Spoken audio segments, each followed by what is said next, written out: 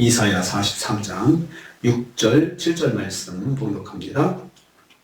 이사야 43장 6절 7절 말씀입니다. 같이 봉독합니다. 내가 북쪽에게 이르기를 내놓으라, 남쪽에게 이르기를 가두어두지 말라. 내 아들들을 먼 곳에서 이끌며 내 딸들을 땅 끝에서 오게 하며 내 이름으로 불려지는 모든 자, 곧 내가 내 영광을 위하여 창조한 자를 오게 하라. 그를 내가 지었고 그를 내가 만들었느니라. 아멘. 아멘. 오늘 말씀도 여호와께서 모든 방향으로부터 하나님의 섭리를 빠짐없이 돌아오게 하실 것을 말씀하고 있습니다. 6절 전반부 먼저 보면요, 여호와께서 북쪽과 남쪽에 명령하실 것입니다. 5절에서는 동쪽과 서쪽에게 말씀하셨습니다. 이어서 북쪽과 남쪽에게도 명령하십니다. 즉 모든 방향으로부터 여호와의 선민들을 돌아오게 하실 것을 말씀합니다. 하나님께서 각 방향에 대해서 명령하셨습니다. 내놓으라, 가두지 말라, 이렇게 하셨습니다. 하나님의 전능하신 능력으로 하나님의 선민을 빠짐없이 돌아오게 하실 것을 사중적으로 강조하고 있습니다. 그래서 여호와께서 이스라엘 민족뿐만 아니라 하나님께서 구원하시기로 작정하신 모든 백성들, 하나님의 백성들을 세계의 만방에서 이끌어내실 것을 말씀하고 있습니다. 세상 속의 나라와 민족이, 세상 속의 모든 나라와 모든 민족이 하나님의 권세 아래 굴복하여 하나님의 백성을 내놓고 순종하게 될 것을 강조하고 있습니다. 그러니까 우리가 동쪽과 서쪽할 때는 포로 생활을 하고 있는 이스라엘 백성들을 압제하는 이스라엘 백성들에 대한 구원이다라고 일단은 거기서는 생각을 했는데요. 또 암시를 하는 것은 또 그걸 통해서 대표적으로 모든 만방에 있는 하나님의 백성이다라고 우리가 추측을 할 수 있었지만, 이제 이 말씀에서 북쪽과 남쪽까지 명령하신 것을 봐서 동서남북의 세계 만방에서 하나님의 백성을 불러오신다. 그걸 통해서 이스라엘 백성뿐만 아니고 하나님께서 구원하시기로 작정한 모든 민족을 하나님이 불러오신다. 이것을 강조하시는 것으로 이제 해석이 강화되고 있습니다. 여호와의 구원은 세상 모든 민족으로부터 하나님의 백성을 부르시는 것입니다. 그러니까 하나님께서 이스라엘을 선민으로 택하셔가지고 이스라엘을 통해서 모델 민족으로 삼으셔서 그들을 통해서 하나님의 백성이 어떻게 살고 하나님께서 어떤 분이신지 알려주는 그런 삶을 살게 하셨는데, 사실상 그들이 실패한 것이에요. 결국은 징계받고 심판받아가지고 멸망해서 이제 흩어지게 됐지만, 하나님께서 소망의 빛을 더하셔서 다시 그들도 살리시고 또 그들뿐만 아니고 하나님께서 택하시기로 작정하신 모든 민족들을 하나님께서 불러오시겠다라고 이때에 이제 선포하시고 있습니다. 6절 후반부 보면요, 그들은 하나님의 아들과 딸로 불려진 자들이다 했습니다. 여호와께서 부르실 사람들, 내 아들들, 내 딸들이라고 하셨습니다. 그들은 비록 세상 속에 있지만 하나님께서 아들과 딸로 삼으신 사람들입니다. 하나님의 자녀로 삼으신 사람들입니다. 하나님께서 택하셔서 자녀로 삼으신 사람들이라는 말씀이죠.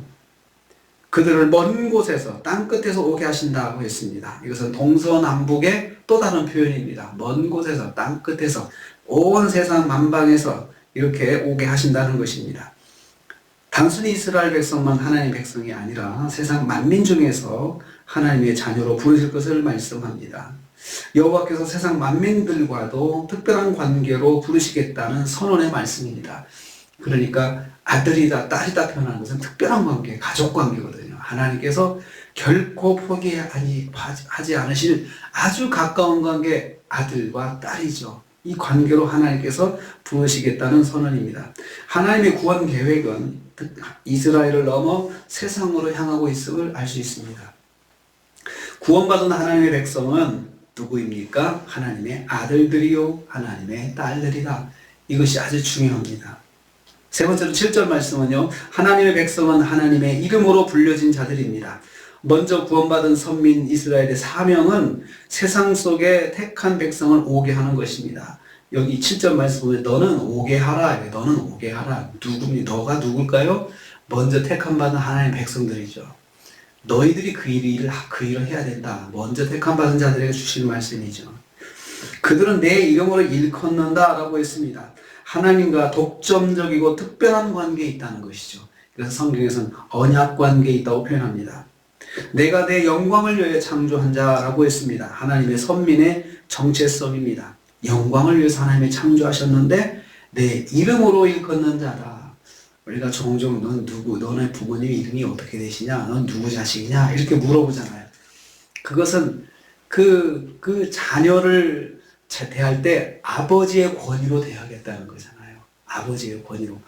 아버지의 권위로 대할 때 그 자녀가 이렇게 이름도 모르고 처음 보는 사람이지만 그 아버지의 이름을 알고 있으면 함부로 대하지 않습니다. 아버지의 권위를 가지고 그 자식을 대하죠. 하나님의 자녀다. 내 이름을 일컫는다. 이것은 하나님의 자녀다. 우리가 특별하게 아무개라고 내 이름이 밝혀지지 않아도 하나님이라는 이름이 밝혀지기 때문에 하나님의 자녀다라고 하는 것으로 그 아버지의 이름으로 얼마든지 보호해 주시고 대접받게 하시겠다는 것입니다. 내 영광을 위해 창조한 자, 이것은 하나님의 선민의 정체성입니다. 하나님을 영화롭게 높여드리는 사명을 받은 사람이라는 뜻이죠. 이 말씀은 구원받은 하나님의 백성은 스스로를 위해 존재하는 것이 아니라 하나님의 이름을 널리 알리며 살아야 하는 사람들이라는 것을 의미합니다. 왜냐하면 마지막에 이렇게 말씀하셨죠. 그들을 내가 지었고 내가 만들었다.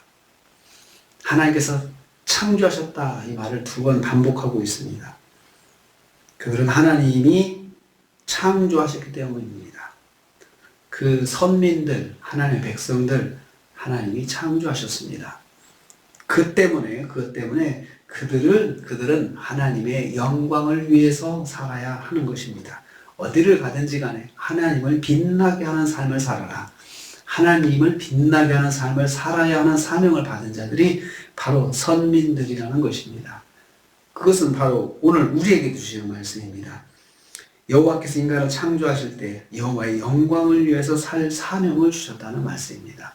오늘 우리가 하루를 살면서 우리는 하나님의 이름으로 사는 사람들이고 또 우리가 하나님의 이름으로 살 때는 하나님을 드러내게 하고 하나님을 영광 받으시게끔 사는 것이 우리의 사명이라는 것이죠. 이를 위해서 우리도 동서남북에 속한 사람들 중에 한 사람이잖아요. 원래 이스라엘 백성은 아니지만 동서남북 속에 속하여서 하나님께서 부르신 사람들, 그리고 세상이 놔주지 않으려고 꽉 붙잡고 있었지만 하나님이 그들에게 명령해서 내놓으라. 꼼짝 못하고 내가 내 백성을 대리 이끌겠다 할 때 세상도 놓고 싶은 마음이 없었지만 하나님의 권세에 눌려서 내놓은 거죠. 저와 여러분이 그렇게 구원받은 사람들입니다. 오늘도 하루를 살면서 하나님의 영광을 위해서 창조된 자, 나는 하나님의 영광을 위해서 창조된 자, 내 이름을 위해서 살라고 하나님께 창조하신 사람이다 라는 사실을 기억하고 오늘 하루도 주님을 영광 돌리면서 영화롭게 사시는 하루가 되시기를 주님 이름으로 축복합니다. 주님 감사합니다.